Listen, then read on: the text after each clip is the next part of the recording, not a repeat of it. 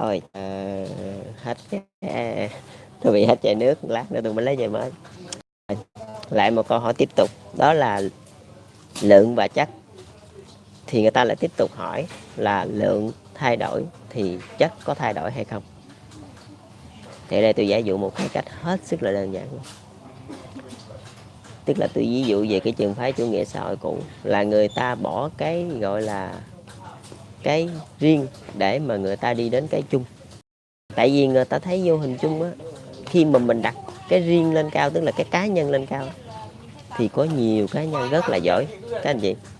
Cái này là thực tế nha, các anh chị nhìn từ xã hội tư bản thì các anh chị thấy được có nhiều cá nhân rất là giỏi. Tại vì sao? Tại vì họ đặt cái cá nhân lên cao.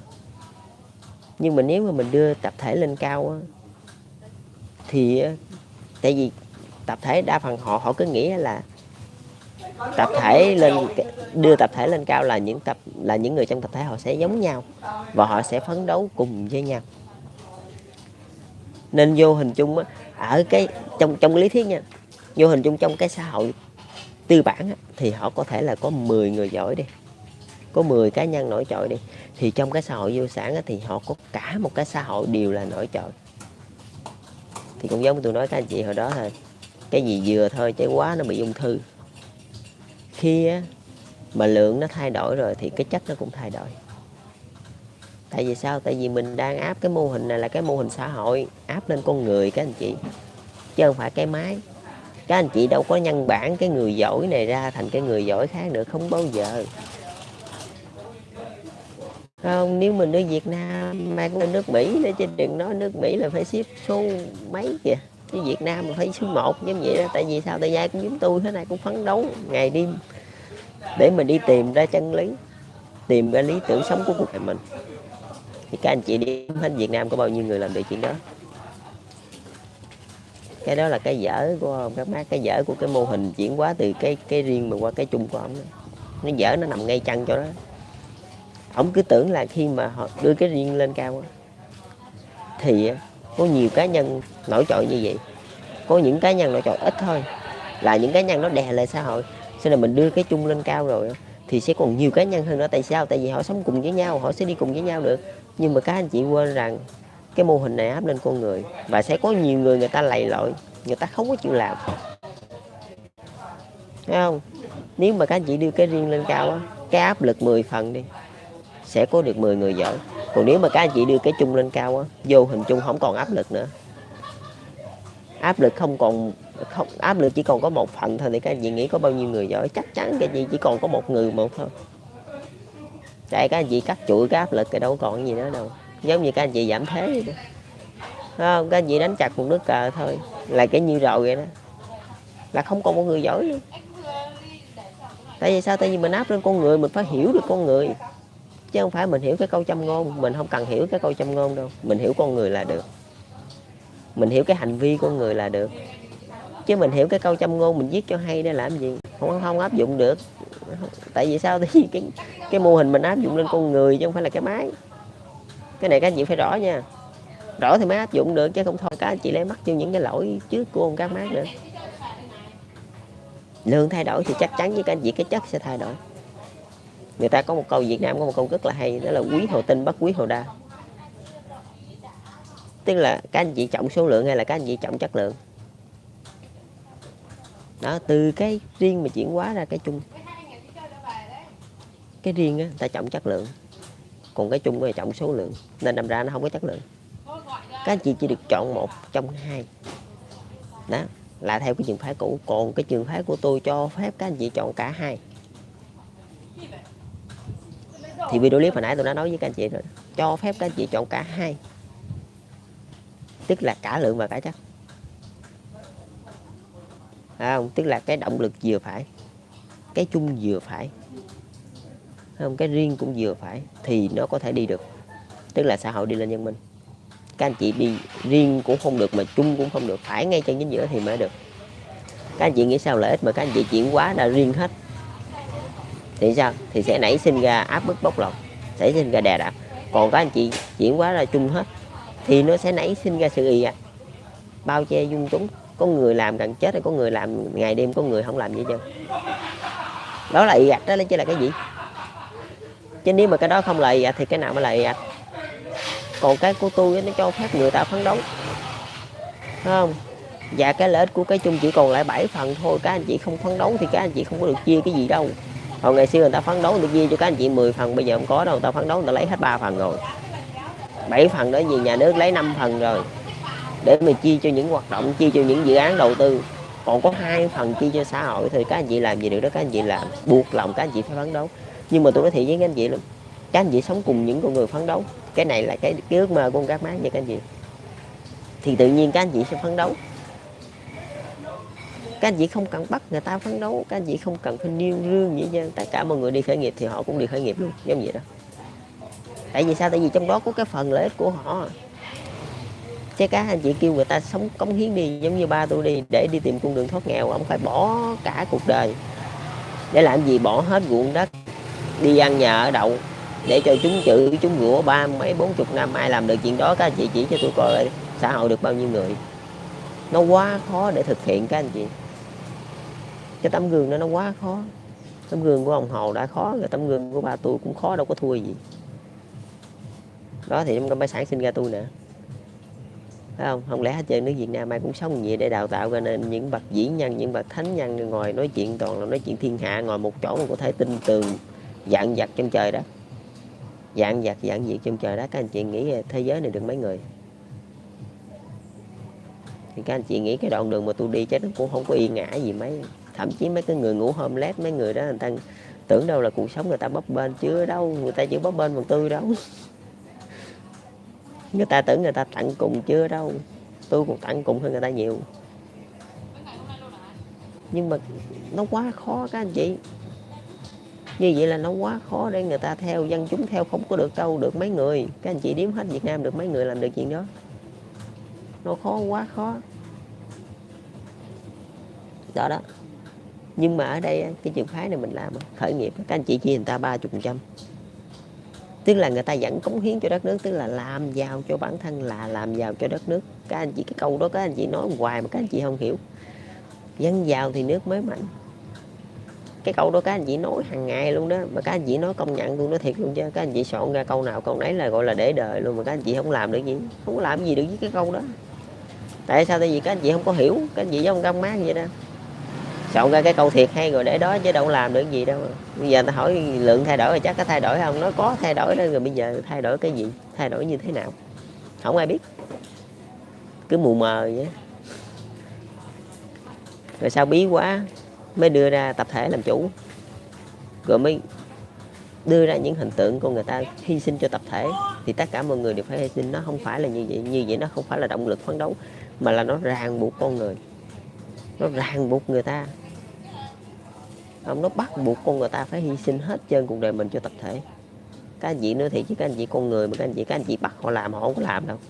Tôi nói thiệt, các anh chị bắt được họ tôi cùi chứ không phải chơi đâu. Tại sao? Tại vì họ là con người, họ ì ra đó luôn, họ không làm đâu cho các anh chị coi. Đó, mấy chục năm đó các anh chị có thấy sự ì ạch không? Họ ì ra luôn, họ đâu có làm. Nhưng mà sau này khi mở khởi nghiệp các anh chị thấy phát triển ầm ầm không? Tại sao? Tại vì các anh chị chia cho người ta 3 phần lợi ích, người ta chỉ cống hiến cho xã hội có 7 phần thôi, cống hiến cho tập thể 7 phần thôi, còn 3 phần vợ con của người ta còn phấn đấu làm giàu. Các anh chị cắt gùi cái phần đó rồi động lực nào cho người ta? Vậy thôi các anh chị làm luôn đi, phải không? Nhưng mà các anh chị nên nhớ xã hội không phải là của các anh chị, không phải là của riêng một người. Thì đương nhiên lượng thay đổi là chắc phải thay đổi. Thì số đông mà, số đông có khi nào mà qua được 1-2 người không? Các anh chị nghĩ hết trơn thế giới nó mấy ai qua được ông Các Mác, mấy ai qua được ông Washington, thậm chí hết nước Mỹ luôn. Ai đã ngồi ngang với ông Washington rồi? Các anh chị chỉ với tôi coi. Thậm chí đi Việt Nam ai ngồi ngang với ông Hồ Chí Minh rồi? Các anh chị chỉ cho tôi coi cái người đó coi. Được mấy người? Nếu mà có luôn đi chăng thì được mấy người? Đó, cái cá nhân đó, phải không? Nhưng mà các anh chị không nên nhập nhằng với cá nhân và tập thể. Các anh chị đứng chính giữa, như vậy là rất là tốt. Nghĩa là ở đây mình cho phép lượng thay đổi, chất có thay đổi chứ không phải không, nhưng mà nó không có tới mức ì ạch, phải không? Tức là mọi người đều phát triển. Mình không cần những tấm gương gọi là cống hiến, gọi là như ông thích cao với ba tôi đó, cùng trời đấy, giống như ông Hồ đó vậy đó. Tôi không cần những tấm gương đó, phải không? Còn bây giờ người ta phấn đấu có 70 thôi, 70% cho lễ thôi, còn 30% mà họ có một phần lợi ích để họ thoát nghèo là được, vậy là quá ok các chị. Còn những người người ta đam mê, các anh chị phải để tự nhiên. Những người ta đam mê như ngày xưa tôi đi Việt Nam Mira for Education đó, ai bắt tôi đi, đó là tự nhiên tôi muốn đi. Thì sẽ có những người ta nổi lên, người ta đi lúc mà người ta dư tiền rồi đó, người ta có của có tiền rồi đó, là tự người ta sẽ đi, người ta sẽ phát sinh ý kiến, lúc đó là xã hội văn minh rồi đó. Chứ các anh chị không có cần bắt người ta phải làm. Cái này các anh chị rõ, những tấm gương sẽ tự nhiên có thôi, các anh chị cứ để tự nhiên thôi. Rồi khi nào đó khi các anh chị được quyền trách về dự án, những ý tưởng nào mà ngon thì các anh chị nhảy vô, các chị tài trợ. Tức là sao? Tức là các anh chị vừa có cái lượng số đông, không, các anh chị vừa có cái chất cá nhân thì mới được. Ở đây cái lý luận của tôi là lý luận tập trung cốt yếu xoay quanh con người và con người vậy thôi. Tại vì cái đó là cái nền tảng căn cơ của một xã hội, chứ tôi không có lý luận của tôi nó không có trên trời dưới biển như chân. Tôi không có nói về những cái dạng việc, tôi không có rảnh. Tôi chỉ xoay quanh con người thôi. Tại vì sao? Tại vì con người mới làm chủ tất cả, con người mới nảy sinh ra tất cả. Không có con người, phải không? Các anh chị mà không làm chủ được con người, phải không, là không làm chủ được cái gì cả. Tôi nói thiệt, chính phủ mà không được lòng dân, phải không, là chính phủ lên đường, bất kỳ chính phủ nào. Đó. Bởi vì tôi luôn xoay quanh con người, xoay quanh những thứ mà có thể gọi là tác động đến hành vi của một con người, xoay quanh chuyện đó thôi, chứ tôi không nói chuyện khác. Còn những cái chuyện mà dạng việc cho này kia đây, như lấy luận của ông Karl Marx với Lenin rồi đó, thì các anh chị tự nghiên cứu đi. Tôi không có giải thích theo kiểu đó, tôi chỉ xoay quanh con người duy nhất thôi, một hướng một duy nhất, tôi không có nói dài dòng đó. Thì đây tôi nói chuyện với các anh chị đơn giản là hồi đó tôi đã nói với các anh chị rồi, tức là mình không đưa ra những tấm gương quá khó, mình đưa ra những tấm gương nhẹ nhàng. Tức là anh phấn đấu tập thể 70%, còn 30% anh lấy lời, anh được chia. Rồi sao? Rồi xã hội người ta nói vậy thì ngon quá, tức là mình làm cái này lại tầm những người bình thường. Tức là tại sao tôi phát biểu những cái video clip để đời này nè, nhưng mà tôi lại chửi thề điệu mẹ, hay là tôi lại chửi phát du, không? Tại vì sao? Tại vì tôi là một người bình thường, tôi phải cho thiên hạ người ta theo, số đông người ta theo. Các anh chị lại không hiểu, các anh chị lại chắc lượng thay đổi chắc có thay đổi không? Nhưng chắc nó phải thay đổi. Nếu mà bây giờ tôi sống như một diễn nhân đi thì ai theo được? Chính vì như vậy tôi tự hạ cái chất lượng của tôi xuống rồi, để cho người ta theo, để cho dân chúng người ta theo. Các anh chị phải hiểu rõ cái vấn đề đó mới được. Nó là vô hình chung, nó không có rõ rệt đâu các anh chị. Giống như hồi nãy tôi nói với các anh chị thôi, chung và riêng thôi, sự chuyển hóa đó thôi. Tức là tình yêu nước các anh chị chuyển hóa 100%, còn lợi ích các anh chị chuyển hóa chỉ có 70% thôi. Cái này các anh chị rõ, các anh chị không rõ các anh chị làm tại vì nó không giống nhau, hành vi của con người nó không giống nhau. Nếu mà các anh chị làm hai cái giống hệt, phải không, là các anh chị cắn lưỡi. Tôi nói thiệt, chứ tôi đi lừa các anh chị đi, tôi được cái gì đó. Rồi bên này tôi hút gói thuốc Marlboro tiếp tục. Tôi vẫn đang rất là cẩn thận để nói tới vấn đề này, tại vì cái vấn đề này nó rất là quan trọng nha các anh chị. Cái vấn đề này là của ông Karl Marx chứ không phải của tôi, nhưng mà các anh chị không hiểu, ổng cũng không hiểu. Các anh chị cứ nghĩ làm là thẳng, tức là mình chuyển hóa từ riêng lên chung, mình chuyển hóa thẳng, chứ mình không có nhập nhằn, mình không có lừng sừng ngay trên chính giữa. Nhưng mà tôi nói thiệt, cái gì có nhiều vấn đề các anh chị chuyển hóa thẳng rất là tốt. Có nhiều vấn đề các anh chị chuyển hóa thẳng một cái là sập nhà luôn, là banh luôn, giống vậy đó. Các anh chị phải biết, bởi vì tôi ví dụ với cả hai chị hai trường hợp để các anh chị biết cái nào mình chuyển hóa vừa thôi là đủ, còn cái nào mình chuyển hóa thẳng. Còn cái này lượng thay đổi chắc có thay đổi hơn, thì tôi lại ví dụ cho các anh chị những trường hợp khác. Mình lại đưa ra những tấm gương tầm trung. Tại sao tôi lại không sống như một diễn nhân, mà tôi lại chọn cuộc sống bình thường để cho xã hội người ta theo. Ông chỉ sống như ông Hồ đó, sống như ông Karl Marx ai theo nổi? Các anh chị chỉ cho tôi coi cái người đó coi. Mà nếu người ta không theo rồi Thì cái cảm hứng làm việc đó các anh chị truyền cho ai? Có phải là các anh chị đang đi định hình xã hội không? Mà các anh chị không có truyền cái cảm hứng của các anh chị cho xã hội được thì các anh chị truyền cho ai? Có lẽ như ông Hồ đó, ông kêu cả xã hội đừng có con đừng có vợ hết trơn đó, rồi các anh chị sao? Các anh chị truyền cái cảm hứng đó đi xã hội được bao nhiêu người? Không thuyết phục. Không, tại vì sao? Tại vì các anh chị không hiểu. Các anh chị nghĩ là phải đưa những tấm gương gọi là tuyệt vời nhất để cho xã hội người ta theo. Các anh chị làm như vậy là sai. Đưa những tấm gương gọi là bình thường nhất, gần gũi nhất thì người ta mới theo được. Còn cái chuyện có ai trên đời này có ai mà lớn lên mà đòi làm một vĩ nhân không? Có ai lớn lên rồi cạnh tranh với ông Hồ không? Phải để cuộc đời chọn cho người ta. Nếu cuộc đời chọn tôi thì tôi sẽ cạnh tranh với ông. Nếu cuộc đời chọn tôi ngang với ông Cát Mác tôi sẽ ok. Còn nếu không chọn thì sao? Không chọn tôi làm một người bình thường. Mà trong cuộc đời thì mấy ai được chọn? Mấy ai được chọn để làm chuyện đó? Không, hàng trăm hàng ngàn năm mới có một người. Thì các anh chị nghĩ như sao? Bởi vì mình phải đưa những tấm gương gần gũi. Bởi vì tôi mới đưa ra 70% với 30% đó. Nó quá gần gũi. Nghĩa là anh phấn đấu lên được 30%, anh thoát nghèo, anh làm giàu vậy thôi. Chính vì nó có cái riêng của người ta, nhưng mà riêng quá đâm ra là tư bản.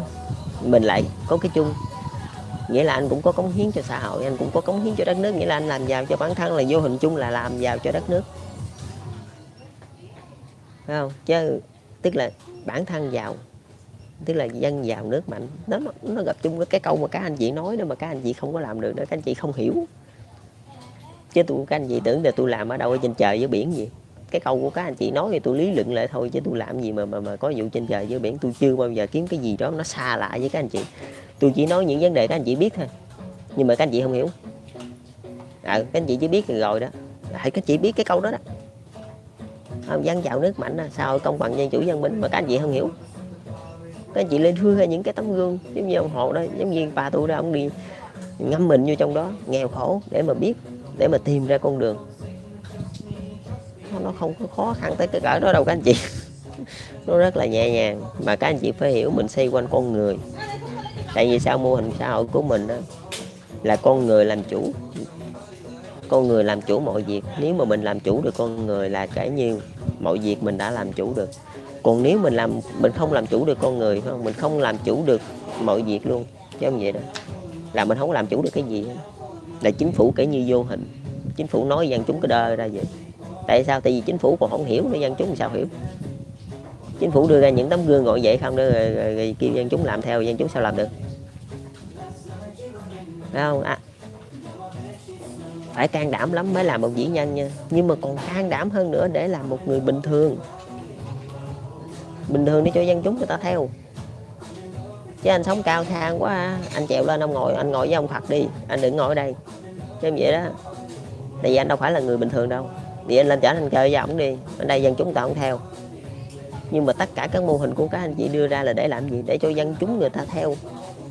Mà vô hình chung các anh chị làm kiểu đó dân chúng người ta theo không được, là những cái mô hình đó nó vô tác dụng, nó vô nghĩa. Nó chỉ làm vòng có vậy thôi. Tức là ở đây tôi nói hơi dài một chút xíu, đáng lẽ là tôi chỉ nói 5 phút là ok, bây giờ tôi nói gần 20 phút rồi. Là để tôi nói cho các anh chị hiểu về cái đó.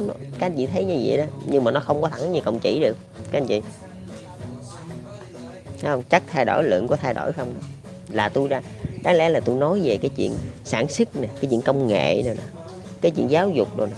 Nhưng mà tôi lại tập trung nói về cái chuyện xã hội cộng sản cũ, để cho các anh chị thấy được các anh chị mắc ở cái chỗ nào. Còn xã hội tư bản thì họ mắc ở cái chỗ nào. Đó, cũng một câu đó thôi. Tôi lý luận tập trung vô con người. Tôi lý luận những cái kia được chứ không phải không được. Nhưng mà ở đây tôi lý luận tập trung vô con người để cho các anh chị có thể nào tôi tư vấn cho những chích dị gia mà các anh chị hiểu rồi các anh chị làm thôi. Chứ ngoài ra tôi không có tập trung vô những cái sự việc lan man như ông Cát Mác, là tôi không làm chuyện đó. Còn nói cái nào nói một việc thôi cho người ta biết. Còn cái chuyện mà sau này những soạn giả người ta soạn ra là người ta mới soạn theo cái kiểu của người ta, là người bắt đầu người ta mới khai thác sự việc, cái đó tôi để lại cho người ta đó. Chứ tôi chỉ nói chuyện này thôi, tôi xoay quanh con người. Rồi, tôi chỉ nói đơn sơ vậy thôi, để cho các anh chị hiểu như thế nào. Các anh chị lấy cái chất định hình cái lượng. Nhưng mà cái chất á, nó vừa phải thôi, nó sống cùng với cái lượng, phải không? Còn cái chất nào mà gọi là chất mà gọi là quá chất luôn rồi đó, là những gì dĩ nhân đó, là cứ để họ sống riêng độc lập một mình, tức là mình không đem cái đó ra mình định hình xã hội nữa, mình chỉ đem một phần nhỏ thôi của cái chất sống cùng xã hội mình đem ra mình định hình, vậy là xong. Cái gì nó rần rủi thì nó mới có tác dụng mà. Cái gì mà cao sang quá, cái đó ta gọi là nằm mơ giữa ban ngày đó. Vừa quần chúng nhân dân người ta nói chuyện với nhau đó, mày muốn cạnh tranh với ông Hồ hay gì, mày nằm mơ đi. Các anh chị thấy cái sự xa rời thực tế không? Các anh chị đâu thể nào đem cái tấm gương như vậy ra các anh chị định hình. Tôi không nói là sai, nhưng mà nó quá khó, nó quá xa rời thực tế, người ta theo không được. Ta theo không được, vô hình chung là nó vô tác dụng rồi. Các anh chị sẽ đưa ra hai trường hợp chất. Một là chất là gọi là chất dĩ nhân là riêng, chất của những đại tư bản là riêng, cái đó chất khác, họ quá giỏi rồi, họ đứng riêng một góc, phải không? Là họ chỉ để cạnh tranh với những người giỏi trong thiên hạ thôi. Còn cái chất gọi là cái chất bình dân, là khởi nghiệp, thoát nghèo, lấy 30% gì thôi, mình mới định hình cho những người khác, người ta mới hứng khởi, người ta lao vô, vậy là thoát nghèo đó đó. Với các anh chị nghĩ ở đâu trên trời dưới biển gì. Rồi chào các anh chị, chúc các anh chị thành công.